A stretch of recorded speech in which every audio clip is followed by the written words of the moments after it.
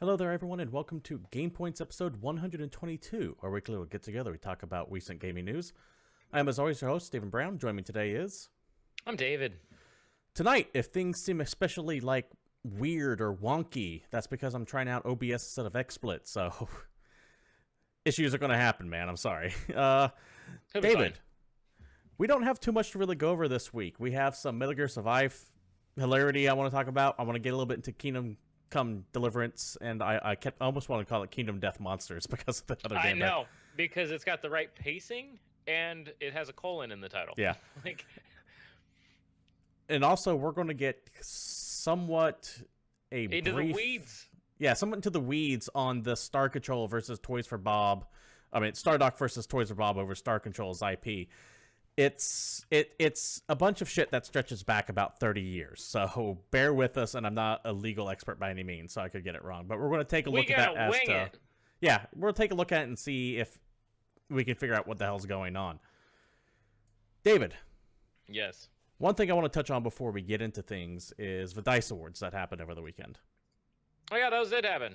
I like the DICE Awards, actually. To sum up, you said Zelda won everything, right? Less so than the Game Awards. Okay. I feel like that's an important distinction, because the Game Awards I don't love necessarily. I know that your boy's trying and doing his best to make it like a super legitimate thing, but it feels like the Game Awards are a lot more of like a popularity driven contest, mostly because people vote, so of course that's how it's going to work. As opposed to when robots vote for everything else. I think you mean the public. Yes, whatever. Fuck you. Hey, gotta be specific with some of this stuff, man. No, I don't. Let's be real, I don't. But the DICE Awards is a game developer conference, so developers are the ones who are Are you sure not confusing with GDC, which is Game Developer Conference? I don't know, whatever. Fuck you. Who votes on the DICE Awards?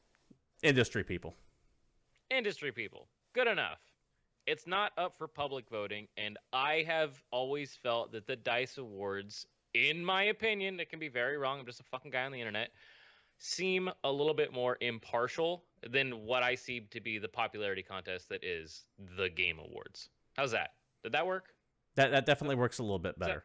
Does that make sense? Yeah. You get what I'm trying to fucking say, you asshole? So anyway, so while Zelda did win a lot, they didn't sweep every single category. They did get Game of the Year, they got Outstanding Achievement in Game Direction, a couple other things, but Horizon Zero Dawn actually got awards. But do you know what it won for off the top of your head? It was achievement in story and technical achievement. Okay, that does sound about right. I think I remember hearing that. I still contend, and don't get me wrong, Zelda is an amazing game, but I will still say the only reason why it is loved as well as it is because it has the name Zelda in it. If that was any other game, if it was like Bob's Adventures in Greenland or something like that, it would not be considered as huge as it was, or rather here's what you can do. Impressive as it was. Leave everything the same. Art style, gameplay, music, soundtrack, voices, story, just change character names. Change the protagonist, put it on Xbox. How many copies does that sell? I think a good amount, but it's not going to get... My point I'm trying to make is it's not going to be Zelda. Yeah, it's not going to be talked about as one of the most important games of all time. I honestly do think a lot of people give that game a pass for being a Zelda game, because there's a lot wrong with that game. I am not saying it is bad. By far the best Zelda game that's come out in a long time. Yes, absolutely. And it is a huge breath of fresh air for a Zelda game. Yes, and it is an amazing open world game. I'm not saying it's not a good open world game. It's fantastic, but saying that it's transcending game design and is going to be the future of gaming when it's, let's be real, rehashing open world concepts that we've had for the last 6 years is a bit of a stretch to me. Yeah, but exactly. Again, before you fucking pitchfork me down or haunt me on Twitter, I do love that damn game. I really do. It's just I don't think it's changing the industry. Well, if you happen to be watching us live, let us know what you think down in the chat. And if you happen to be watching us on YouTube, feel free to comment down below as well. Yeah, feel free to disagree with me. I don't feel bad. Yeah, absolutely. This is not something that we're going to necessarily die on. It's just our random opinion on it, I think. Oh, I and think the we're other both in funny thing, agreement on that. so the DICE Awards happened, and Mario Odyssey actually got an award, because remember, that game also came out last year, and Yeah. all I got was sound design. I don't even know if I agree with that. uh, I would say Resident Evil 7 sound design was better than Mario Odyssey. yeah, that's fair. All I know is I have put more time in Mario Odyssey than I have in Zelda. Like, that is 100% a fact. And I own both, so... Hey there, the Badger. I like the spelling on that, by the way. He says he's never been a Zelda fan. That's cool. Zelda is... I was going to go somewhere with that, and I can't think of it. But I partially feel like that's what it is. Like, if you're a Zelda fan, or if you ever liked Zelda, this game is the greatest game of all time. But if when isn't a Zelda game always the greatest game of all time, according to these people? Twilight Princess's original launch? Fair enough. It did have some detractors, and so did Wind Waker. When Wind Waker first came out, a lot of people were pissed. There's a lot of revisionist history with Wind Waker. Now people like blowjob it constantly. Yeah. But the point I'm trying to make is Nintendo fans in particular tend to rally around their games way harder than they deserve. I mean, they only get one game every 3 years, so what do you expect? Fair enough. Once again, I need to reiterate, I'm not saying these are bad games. Both Mario and Zelda are amazing, but they are not the world-breaking, record-shattering. I love how much we're working to not get just shit tons of heat on Twitter about this. Like, yes, so we understand. We're saying bad things about these games, but don't come to my house because we've lost the ability to have any kind of nuance in conversation, right? Yeah. I say I don't think Zelda's a 10. Someone hears this guy said Zelda's a piece of shit game. Yeah, that's really true. So I just want to establish that is not what we're saying. Anyways, just wanted to get the dice words out of the way. We could spend the next 20 or 30 minutes talking about who won what, and no one really cares. You can look this stuff up. I just want to touch on it real quick. I feel like I could run through it in 80 seconds, but that's fine. Let's go through. Let's go ahead and get into our first news story of the week, and it's going to be related to Metal Gear Survive. Now, I think both of us are pretty united on our feelings about this game. It's something that Konami shat out at the last second. It feels like their attempt to show that, hey, we can make a Metal game without Kojima, and they've failed horribly. This is what happened to the Fox engine. This is what you get. They take the Metal Gear name. Literally, that's the only thing that they took from it, because it reuses assets from the Metal Gear 5 and Phantom Pain and all that shit. But it's a fucking zombie survival game. Like, it's got nothing to do with Metal Gear. Fuck you, Konami. Fuck it's you. like, it's as if someone from Steam bought the assets to the Fox engine and put out one of those cheap-ass survival games that you find infesting the Steam platform right now. How long do you think before Metal Gear Survive has a Battlegrounds mode? Well, that depends. If Konami just decides to forget the entire thing happened, and I think they kind of want to. They have, for the most part, just released this with no marketing. Remember, I am involved in this game stuff pretty religiously, and I forgot that game was coming out. That's how little they marketed it. Well, we heard about it, and then we said, fuck that game. We don't really need to deal with Metal Gear Survive. It's not a Metal Gear game. It doesn't have Kojima on it. Konami's trying to cash in on, some stuff they still Infamous on the cashing in. Did you hear about the save system to this? Dude, it is $10, $10 legitimate dollars for you to buy a second character save slot in Metal Gear Survive. That is a real thing.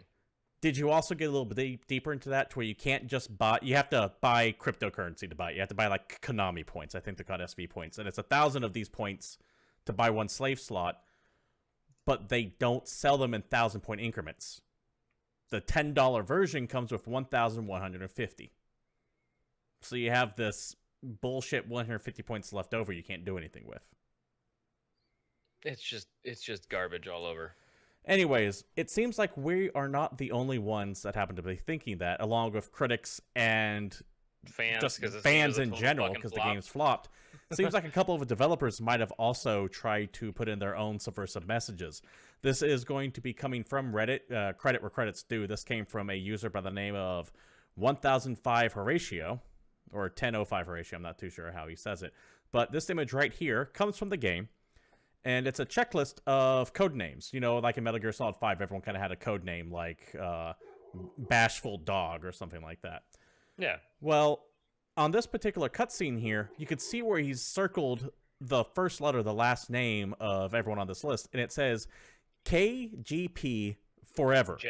KJP Forever, which is Kojima Productions Forever. And at the very bottom, you have Bastard Yoda and Cunning Yuji, who are the director and producer of the game, respectively. Mm-hmm.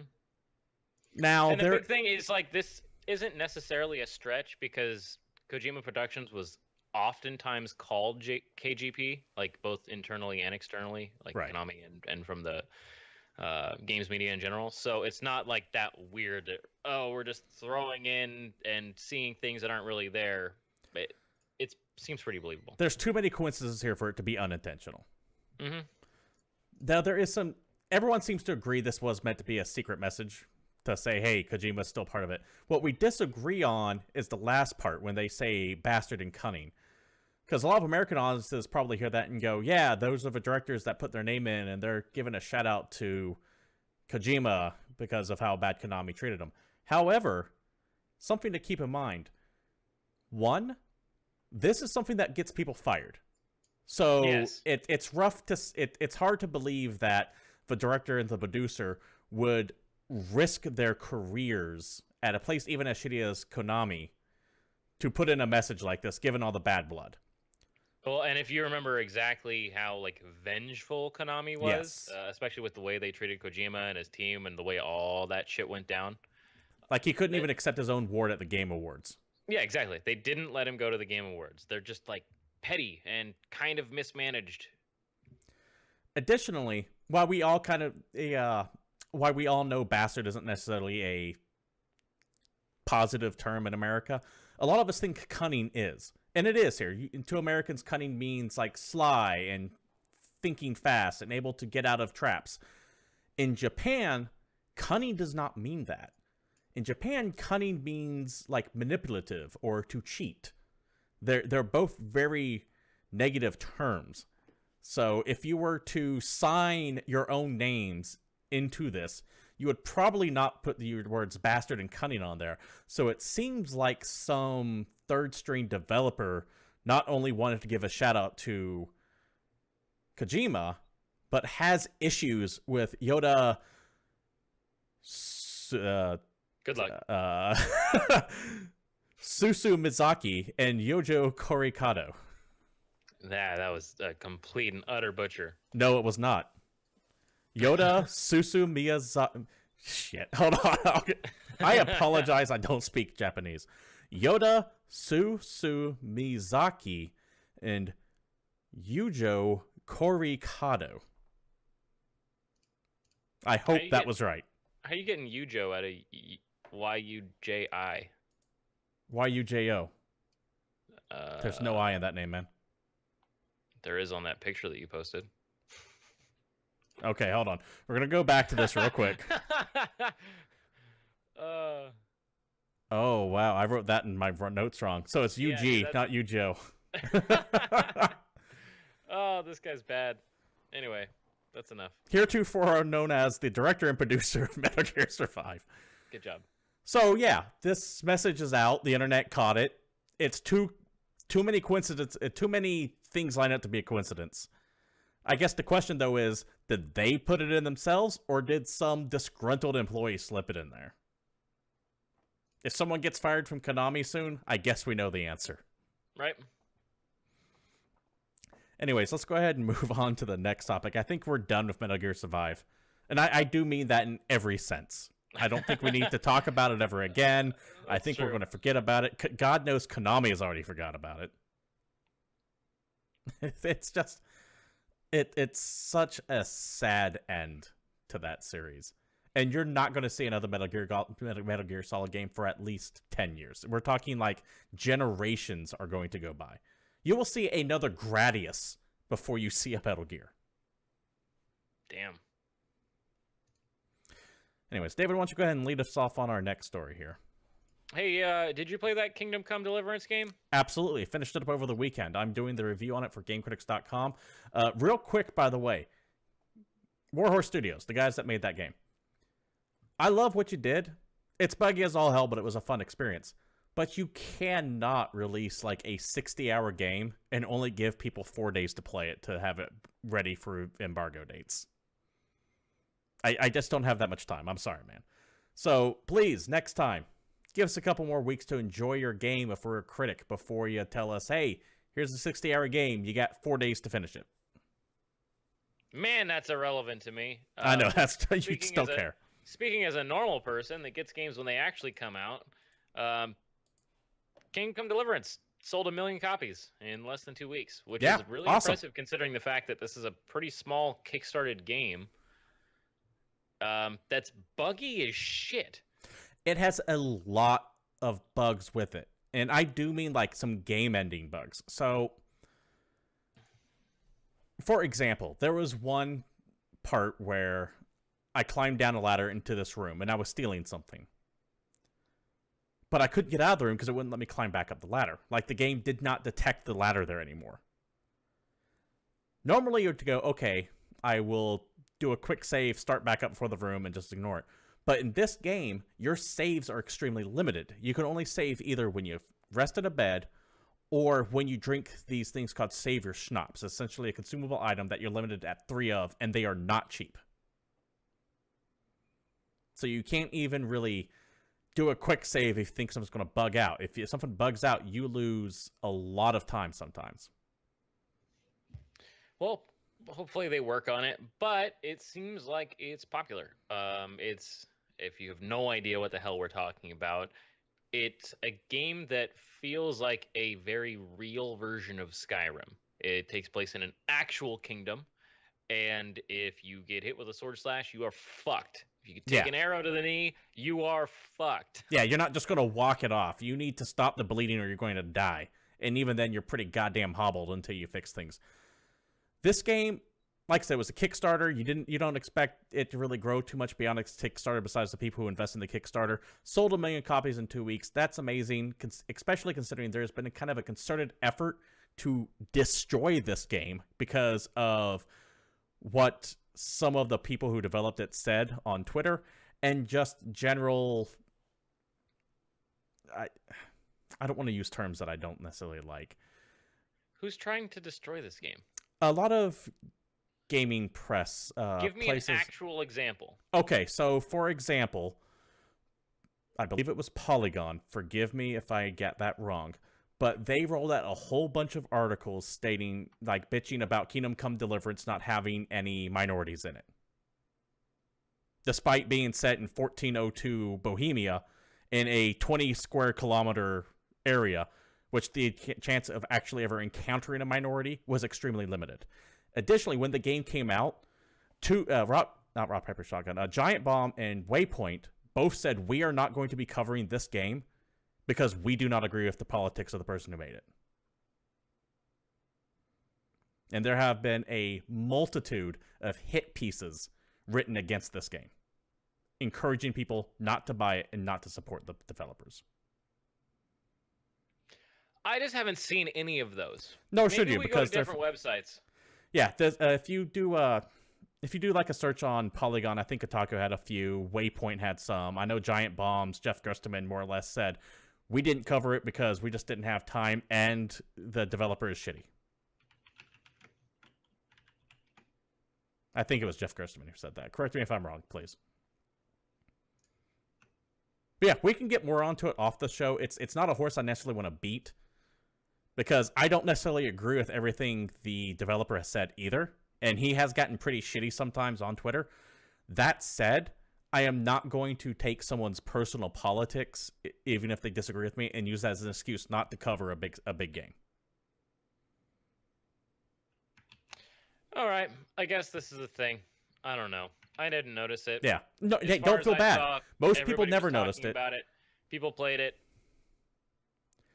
I think the fact that you haven't noticed it, and a lot of people haven't noticed it, is more indicative of how little power a lot of these gaming press sites have than anything negative against the game itself. I'm like saturated in it because I live this world. This is just what I do. But most people don't even know of any controversy or anything like that, and nor should they. The one thing you need to concern yourself is if the game is good or not. You want that opinion? I think the game is good, buggy all to hell. It's going to be great if they fix all those patches and apparently they're going to update the save system too. They're going to make a bunch of quality life changes. So this game has the potential to be amazing. As it stands right now, it is just good. Yeah, and from what I understand, if you turn all the graphics up to max, this destroys computers. Yes. Just absolutely destroys them. I run a pretty impressive rig, and I had to turn things down just a little bit myself. It is not... I don't know if it's an optimization issue, but given how buggy everything is, I wouldn't be surprised if it was an optimization issue, and maybe with a couple more patches, it'll also fix that as well and stabilize the frame rate some. But I've heard it's got some pretty amazing looking visuals, like really good environments and stuff. Yeah. So. And I also love the fact that you are just a guy. Yeah. You are not the chosen one. You're not the savior. You're not the dude from Prophecy. You're just don't you have like a super generic name? You're like Bob or John or some shit? Oh, god damn it. I don't remember his name. Bruce? I don't know. What's a Bohemian name? Bruce. Bruce the Bohemian? I forgot his name. It was on the tip of my tongue. It's not important, though. Either way, you are just some poor son of a bitch that gets caught up in all this. And they stress that home because, remember, this is supposed to be super realistic. You are not a god. If you get hit with a sword, I don't care if it's just in the arm. It will fuck you up. I highly recommend, if you're thinking about getting it, waiting a month or two for it to get fully patched up before you play it and then pick it up and go from there. But congratulations on Warhorse Studios for breaking 1 million copies. I know we hear things like Grand Theft Auto sells like 80 million or whatever the fuck they're at now, but most games rarely break 1 million. So to do so is a pretty big achievement, especially for a neophyte studio, and this being their freshman game that was kickstarted of all things. How many video games that are gone through Kickstarter actually turn out to be success stories? I would say more fail than succeed. That's true. Or if they come out, they're mediocre at best. I was going to say define success, because I'm pretty sure those Star Citizen kids are rolling in money. Well, that's questionable considering some of the rulings, considering some of the rumors we hear coming out of that place. You know, have you seen that guy's house recently? That's where it all went. Allegedly, that is where it all went. I didn't say shit. I just asked if you've seen his house. It's pretty nice. Anyways. I didn't say nothing, no. Let's go ahead and move on to the final story of the week. I know there's only three of them, Speaking of but... Star games that are under duress... I know there's only 3 stories this week, but it was kind of a slow week. We're going to talk about Star Control and this horribly messy situation between Stardock and Toys for Bob and who actually owns the rights to Star Control. Now... Spoiler alert, we don't know. Yeah. This bits of information are going to come from PC Gamer, Ars Technica, Stardock themselves, and a couple posts from Toys for Bob. So it's going to be kind of a hodgepodge of stuff I've kind of gathered and collected up here. And long story short, this is a clusterfuck of legal IP shit that goes back 30 years, and neither one of us are lawyers. So I'm just going to give you... We're going to roll it. Yeah, I'm going to give you what I think is the timeline of events, a very generic timeline of events. But if you're asking me who owns actually what, I don't fucking know. So I'm going to add the tag allegedly from here into new releases. Anything I see from here on out is alleged. I'm not making a claim one way or another. So... Do you have the chapstick of alleged? Yeah, it's literally in my hands right now. As you can see right here from this article from PC Gamer, Star Control creators file lawsuit against Stardock, updated. Because last week they recently countersued Stardock. And you know what's funny about this entire thing is the lawsuits that are going back and forth between each other it questions even if the Star Control creators are actually the Star Control creators. We'll get more of that in a second. So, anyways, that was some PC Gamer, like I said, bits from Ars Technica. Going on. Long ago, in the before time, back in the olden golden age of 1990, Star Control came out. Star Control 2 came out in 1992. Many people think that Star Control 2 is considered one of the greatest PC games of all time. And it is an amazing game if you were around at that time. It did a lot of things no one else did at the moment. These games were created by Fred Ford and Paul Ricci III. I think his name is Ricci III. It could be Reich III. They now own a company called Toys for Bob. They are of Skylanders fame. These are guys that made all the Skylanders and have been for years now. They were key leads on the game, and they more or less created all the lore and the art. At least that's what they say. They created the lore, the art, all the story content and visual styles of the game. They say they created. Now, when their publisher said, hey, let's make Star Control 3, these two guys refused to work on it. And so the IP holder at the time, which was Accolade, made Star Control 3 without their involvement. This is important to talk about later. That's why I'm bringing it up right now. However, according to Ford and Ricci, or Reich, I wish I knew how to pronounce his last name, while they don't own the name Star Control, they own everything else about it personally.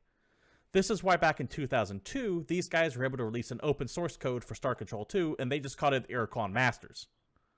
And they weren't sued into oblivion. They literally released Star Control 2 for free all over the internet. It just didn't have the name Star Control 2. Because remember, according to these guys, the only thing they don't own about the IP is the name.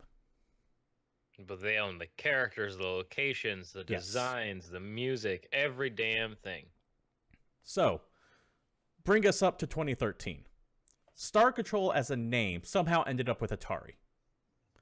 Atari went bankrupt around this time and had a fire set on a lot of their IP. Enter Stardock. Stardock are the guys who make Sins of a Solar Empire, Fallen Enchantress, Sorcerer King, a bunch of strategy games.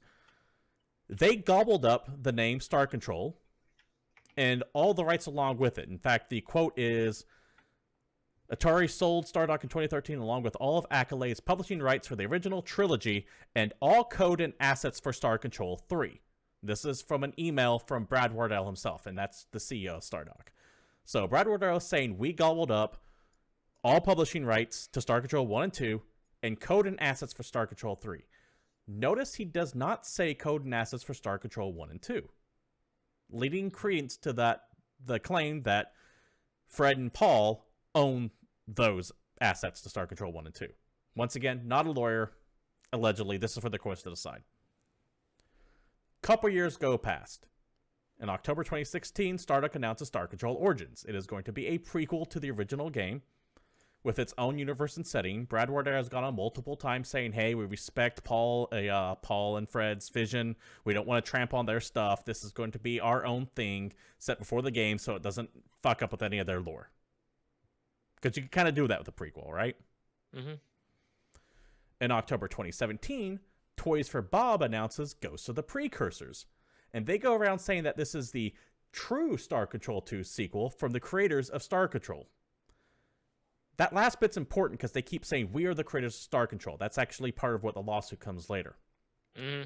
So, to sum up, these guys made a game a long time ago. They own everything but the name to it. The name gets sold to Stardock. Stardock goes, hey, we're going to make our own game called Star Control. Then these guys a year later go, no. We're going to make the real Star Control. We just can't call it that. Yeah. We call it Ghosts of the Precursors. Back in October. Or no, let me rephrase that. Sorry. Lost my plane here. Since October 2017, Ford and Ricci have been saying Stardock has no claim to Star Control. And according to Stardock, Ford and Ricci have been issuing out DMCA strikes against the sale of all 3 games, including the one they never worked on.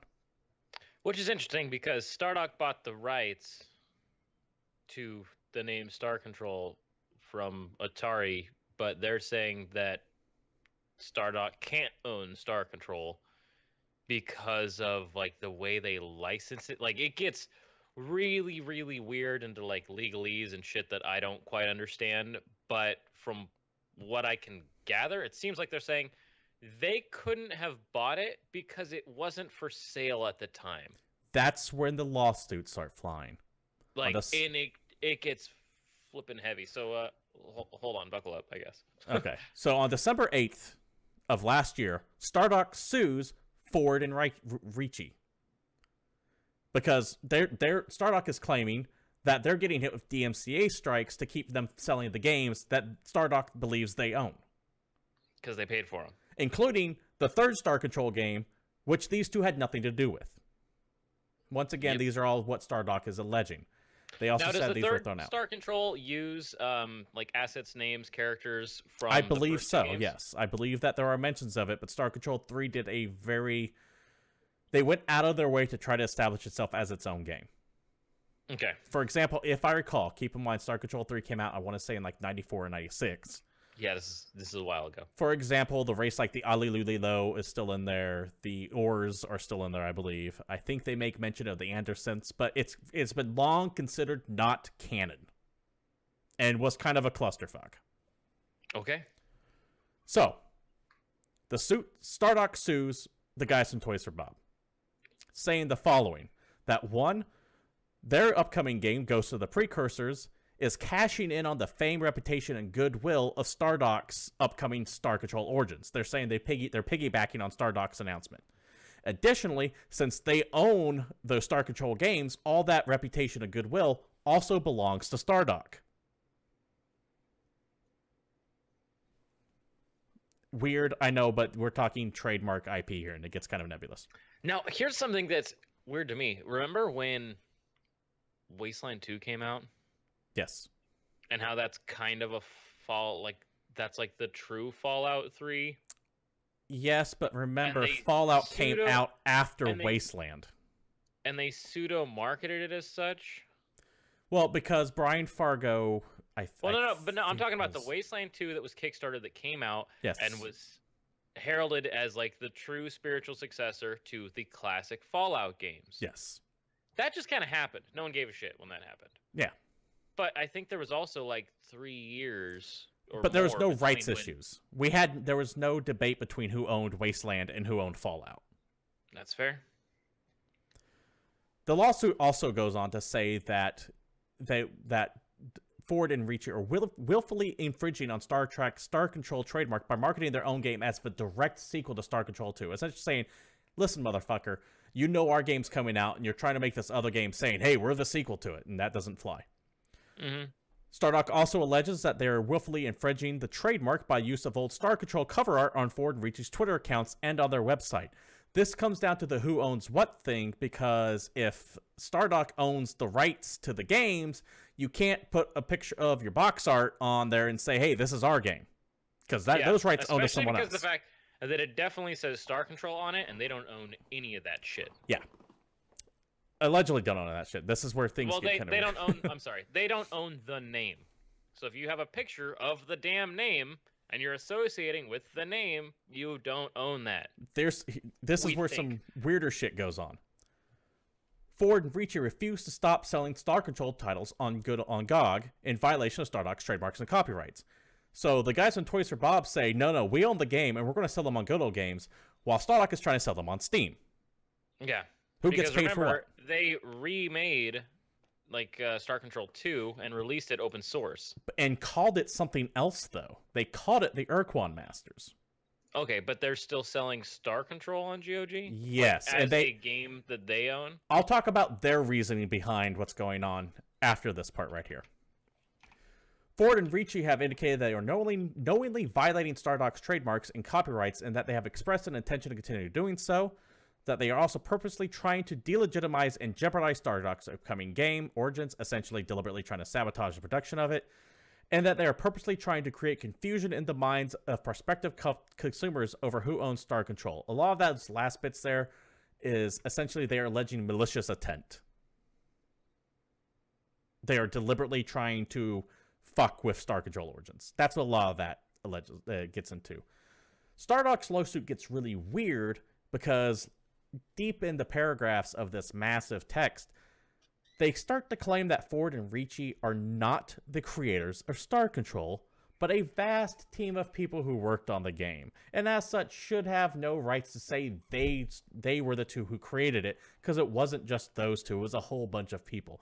That's where Stardock kind of jumps the shark to me, because to tie it to Kojima earlier, we see Metal Gear Solid 5, a Kojima game. I think we all know that Kojima didn't fucking program that game on his own. Mm-hmm. But he's still able to say it's a Kojima game. So that's where things get a little petty, in my opinion. But it's part of their strategy to go, hey, if they don't even make the game, they have it's part of the legal strategy. So the reason why we're talking about this now, when shit happened in December, is because last week, the Toys for Bob guys filed suit against Stardock in turn to seek to have their trademark completely canceled. Reaching forward acknowledged that Acclaim published Star Control games, but added it did not develop them. Technically true. Accolade was just a publisher. Someone else develops. Mm-hmm.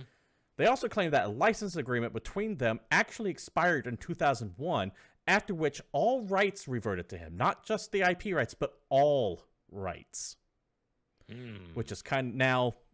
Let's go back up to when... we gotta figure out exactly how they wrote up that contract when he licensed it in the first place. Yes. So someone's gonna need to track that shit down. But let's go back up to the Urquan Masters. If all rights went back to Ford and Ricci back in 2001, why did they call it the Urquan Masters when they released it in 2002, rather than Star Control 2? Maybe they had already called it that? Don't know. No idea. Anyways, in the countersuit, he is now suing Stardock. He is asking for an injunction against Star Trek's future sales of existing Star Control games, a vacation of its trade... not vacation. To kill its trademark, and to return Star Control and Star Control 2 Gold Masters and source code. So, as it stands now, both sides are pretty fucking entrenched against each other. Yeah, for sure. Here's what gets really weird. My gut tells me Stardock is going to win this one because of a few things. One, Stardock has the Gold Masters and source code of Star Control 1 and 2. They have them. Yeah. And there is...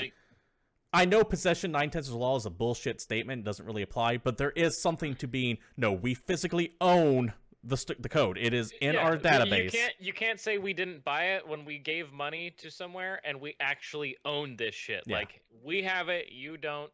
Kind of seems like we own it. Yeah. Two, IP law is and trademark law are very weird, to where if you don't actively defend your claims, it can bite you in the ass. This is why Bethesda shows... Looking at you, Harmony Gold. Yeah. But this is also why Bethesda sued Mojang for the game Scrolls way back when. Because they had to. Yeah, because... They could lose their trademark. Yeah. And the Toys for Bob guys have not defended their IP for years.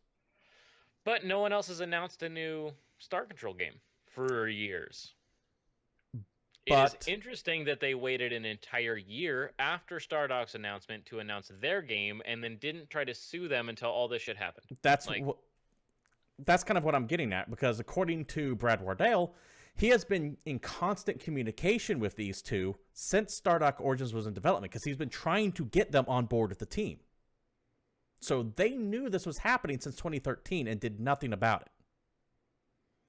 Very, very strange. I'm also willing to bet that Stardock is going to win this simply on the grounds that they're a company, and I'm willing to bet they have more money to throw at a lawsuit than Ford and Reich. Do you know who Toys for Bob is owned by, or who they make games for?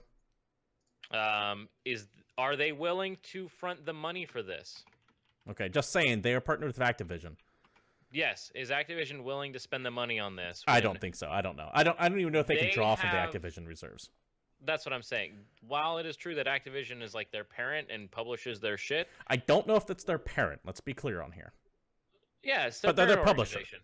But what Activision could do is go, we don't need the people who make Skylanders distracted with this shit, because we want them making Skylanders. I mean, Toys for Bob is a registered trademark of Activision. Like, it just is it? Okay, you just looked at. Well, then there you go. Yeah. So these two guys are going all in on trying to get their old Star Control ship back, but I'm willing to bet that Activision sees no money in Star Control anyway, so they're not even going to bat an eye. So this is literally just, Paul and Fred just going to town on their own. Yeah, and that's what I think too, and I think it's going to end badly for them.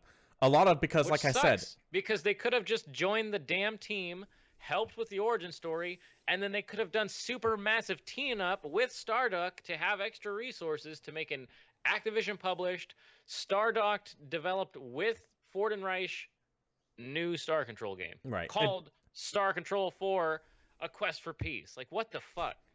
Get your shit together. Additionally, you have a bunch like, remember the defense of the IP thing, right? If they had the rights back in 2001, why didn't they defend their IP when Stardock bought the rights to it in 2013?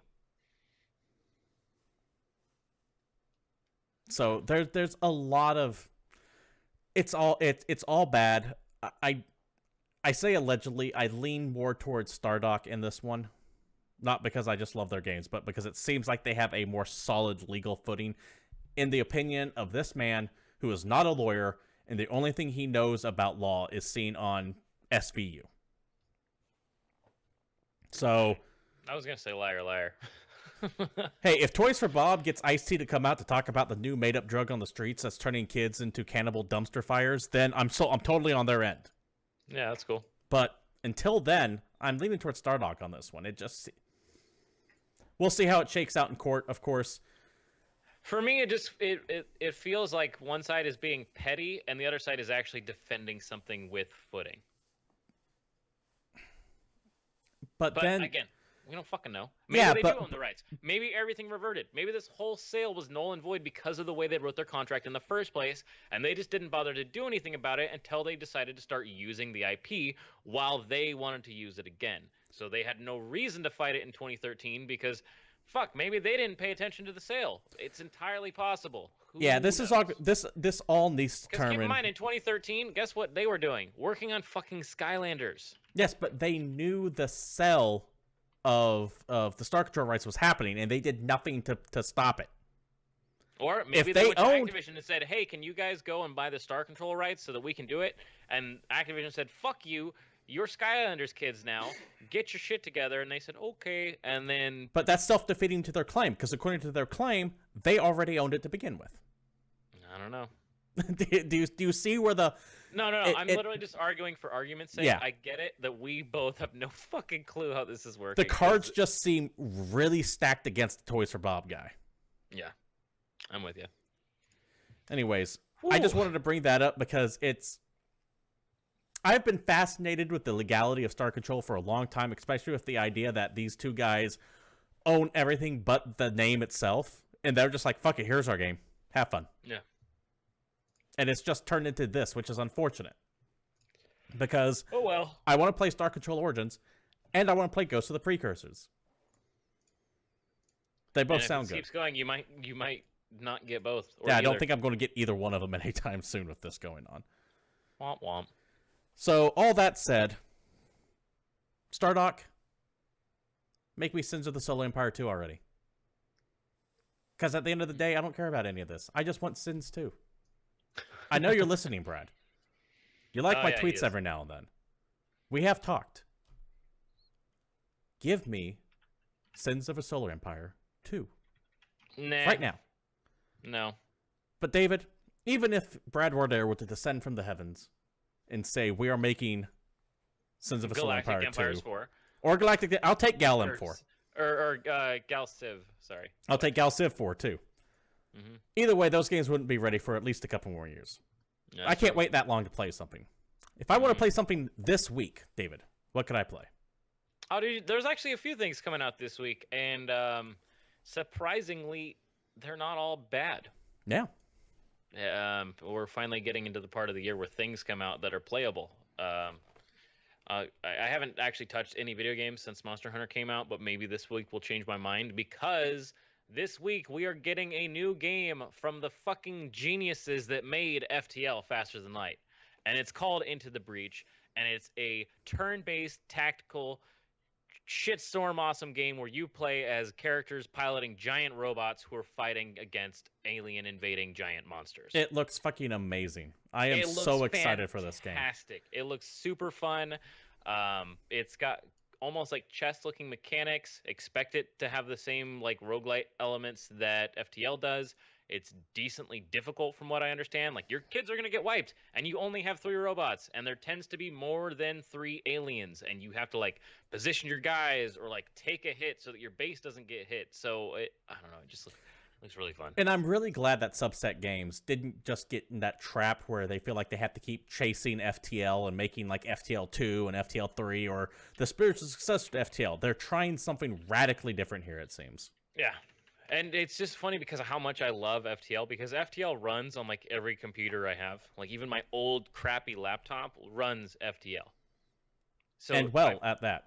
Yeah, and so I've put a bunch of hours in it because a lot of people play like Binding of Isaac as like their go-to, I'm just going to waste a little bit of time game. I play FTL. Yeah, both of those are on that list. That's the game that I'll sit down when I just like want to burn a few minutes, or if I have something else that I'm waiting for, that's what I'll use. So having another game from those guys that also happens to be in one of my favorite genres, super into this. Looking forward to it. Also coming out this week, Moss, which is the PSVR game where you don't actually control the tiny adorable mouse named Moss, which is a fun mouse name, Mouse the Moss, Moss the Mouse. But instead, it's a third-person VR game where you help actually guide Moss through like this fairy tale world. So Moss has like a little sword and a shield, but you're able to like move objects and help make platforms and help solve puzzles so that you can help basically the mouse get through the maze. It's very interesting looking. I've heard some good things. I guess it's kind of immersive. It's very cutesy. The game is gorgeous, in my opinion. It looks very beautiful. It has a... I don't know where I was... I'm trying to think of the art style it reminds me of, and I'm just drawing a blank on it. But it looks very pretty. I'd recommend taking a look at it. And it makes me think of Fable. It's an honest-to-God VR game. It's not an experience. That's, I think, the biggest point, is it is actually a VR game that you get to play. You're not just going to wear the headset and then watch things happen. Right. Also coming out this week, we have Beckett for PC. Now, this is a bit of a weird one. It's a surreal noir game. It's the story of a missing persons investigator who's hired to find a boy who suffered from a mental illness. And it's weird. They defined it as a whole experience that lasts 3 to 4 hours. You should play the game with an open mind. It might offend you, but don't let it, because it's just gonna make you question what it is to exist. This is literally from their like blog post about it. Yeah, it looks really interesting, and I can't really get a handle on it. It's just like an indie RPG styled adventure game. I took a look at their trailer, and it's only 6 seconds long. I don't know, really man. This seems really weird. It looks fucking weird, that's for sure. But entirely possible you might be the dude who's super into this. So if you are, go check out Beckett. Get your Beckett on. Something that showed up completely. Something showing up completely off my radar. I didn't know what the hell it was. Rift Star Raiders comes out for PS4, PC, and Xbox One. Already been announced to come out later in the year for Switch. And at first I was thinking, oh, it's just kind of like a little spacey game, but it's a newer modern take on the classic shoot 'em up genre, where it's 1 to 4 player online co-op, and you have like a top-down ship that you pilot that has like the Geometry Wars style controls or Stardust HD style controls, where, you know, one stick moves, the other one aims, and you shoot guns and stuff. But you can like res your friends. It's got a storyline to it, and it just looks like classic arcadey fun to me. I took a quick look at it. It looks like co-op Smash TV in space. Yeah, and I fucking love Smash TV, so I'm pretty into this. It actually looks really cool. And I think if it shows up on Switch, then that's even better. I think a more modern comparison would be, say, it's Helldivers with ships. That's why I went with like Stardust and Geometry Wars. Right. Because I guess those games are not even modern anymore. It's like it's like 12 years ago. Whatever. Damn world. I'm modern enough. Also coming out this week, Ilium? Some shit for PC. It's a prison escape game. It's in a medieval setting. It's a realistic sword fighting action roguelite that you can play in first and third person view. It's a challenging and unforgiving prison environment. Honestly, I looked at the trailer of this game, and it looks like Chivalry the roguelike. I'm not even like the way the sword fighting looks and the way the combat kind of plays out and the way you kind of just you drop a mace on a dude's head and that dude is dead because he got maced in the head. Like, yeah, take what you like maybe about that Kingdom Deliverance game and then trying to escape from prison. Okay. I know. I don't know if that's even close to being a real take on what you just said there, but we'll go. I think you're completely wrong on how that is, but I'm not going to argue it. That's totally fair. Also coming out this week, we have the remasters for Turok 1 and 2 for Xbox One. It's Turok. It's the game where you fight dinosaurs as an Indian. Yeah, you get the cerebral bore weapon. Drills right into someone's head. Shoots blood out. It's like the little ball from Phantasm. Yeah, I just remember Turok being rad, so I'm cool with that. I think your memories of Turok are way better than mine. I hated that series. Oh, well, I was probably younger than you then, and I thought it was great. In fact, I guarantee you were younger than me, because you're younger than me now. And time works linearly. The fun thing, though, I wanted to mention is that these ports are put together by Night Dive Studios, who, yes, they make remasters. That is their whole deal. But last week we were just talking about them because they're the guys that put a hiatus on that System Shock reboot that you want. So pissed off about that. They made $1.3 million, and instead of giving you System Shock, here's Turok! Get wrecked, Steven. Fuck off. Studios can work on more than one project at once. No, they can't. And finally, the game that I wanted to talk about, because I feel like you might actually play this game once you know what it is. Where the Water Tastes Like Wine. Absolutely want to play it. It's a narrative adventure game about like traveling, sharing stories, and fucking manifest destiny. I had a choice to play. I had a choice to do the review for either this or Kingdom Come, and I picked Kingdom Come, but I really wanted to play this. So the big thing is this is a American folklore narrative adventure game. I would say think like Telltale games. In fact, a lot of the voice cast from Telltale games are in here, including Dave Fennoy, Melissa Hutchinson. The whole game is fully voiced, but again, it's like an American folklore styled like adventure game, which seems cool because I don't feel like we've had any of those. Yeah, it's super intriguing to me. I want to get a hold of it. And then oddly enough, though, and I talked about this on the one episode you went around, they announced their last voice actor a couple weeks ago. Oh Sting. Yeah, I know this one. It's Sting.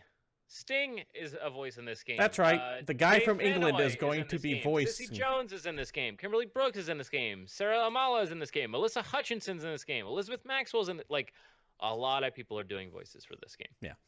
I just find it funny that the guy from England is going to be kind of the narrator to the game about the American folklore. He's come around and seen the light. And bought some sunglasses. Dick. Fuck you, Gordon. Damn, son. No, I actually like Sting quite a bit. But yeah, that sounds like it's going to be about it for new releases. If I had to pick, I mean, it's clearly Into the Breach, but I really want to play Where the Water Tastes Like Wine. I'm just not expecting too much of a meaty game there. Like I said, this seems to fall into the Telltale kind of category. So 2 to 5 hours at most, I would imagine. By no means am I sure on that. It could be a 20-hour game for all I know. It just feels like it's going to be around that length. And if you get VR, take a look at Moss. And if you don't want to do any of that, take a look at Into the Breach. I literally started with Into the Breach, didn't I? Yeah, but I don't listen to you. Fair enough. And neither does anyone else, to be quite honest with you. Womp womp. This has been GamePoints episode 122. We do broadcast live every Monday at 8 p.m. Pacific Standard Time here at Twitch TV/GamePoints. If you want to join us live, join in the chat. Feel free to comment, like, subscribe, all that good stuff. But if you can't happen to join us, feel free to take a look at our older episodes at YouTube. Just type in GamePoints, one word. We should pop right up there. Regardless of where you watch us at, like, subscribe, comment, and all that good stuff. Good or bad, we'll take all kinds of criticism one way or another. Just be cool about it. Don't be an aggressive dick, or else I'm not really going to get back to you. If you want to follow the show on Twitter, you can do so at GamePoints PC. You can follow myself, Steve Brown, at CapitalistPig21, and my co-host there, David Smith, at PalShife_Satori. Once again, this has been GamePoints, and until next Monday, we're out of here.